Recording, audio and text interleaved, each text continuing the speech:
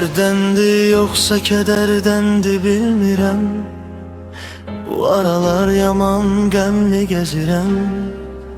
Çıxıram küçələrə suskun səssiz, hara gedirəm valla özüm də bilmirəm. Yaş üstə yaş artısa çağırır, yavaş yavaş ömrümün sonuna gəlirim. Geçmişim çok kederli keçib əlacsız gözlərimi sabahlara dikirəm.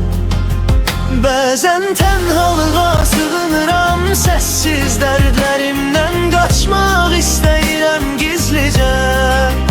Yanımda bir kimsə yoxdur, dərdimi kimə söyləyim ki səssizcə.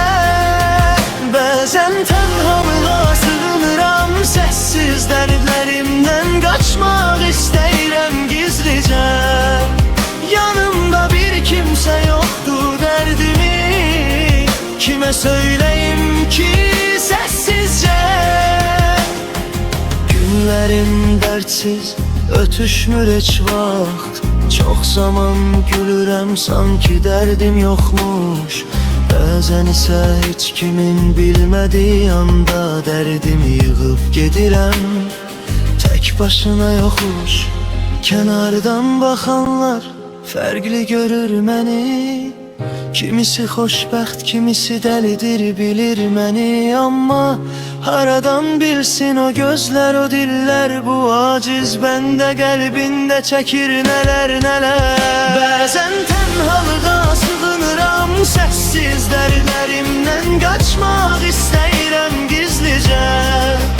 Yanımda bir kimsə yoxdur, dərdimi kimə söyləyim ki səssizcə. Bəzən tənhalığa sığınıram, səssiz dərdlərimdən qaçmaq istəyirəm gizlicə.